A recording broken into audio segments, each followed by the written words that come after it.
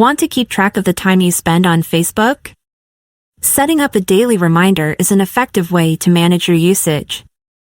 Here's how to do it on your account.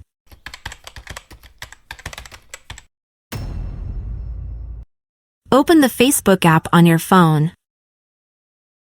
Tap on the profile icon in the top right corner.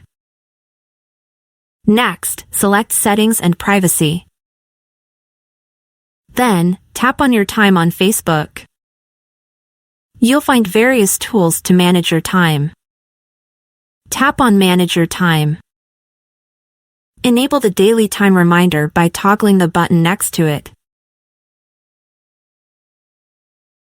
After that, choose the amount of time you want to spend on Facebook each day. Select the number of hours and minutes after which you'll receive a reminder that you've reached your daily usage limit. Once you've set your preferred limit, tap Set Reminder. Now, Facebook will notify you once you've reached your daily limit, helping you stay mindful of your online time. That's it. You've successfully set up a daily reminder to manage your Facebook usage. For more helpful tips and tricks, don't forget to follow our channel.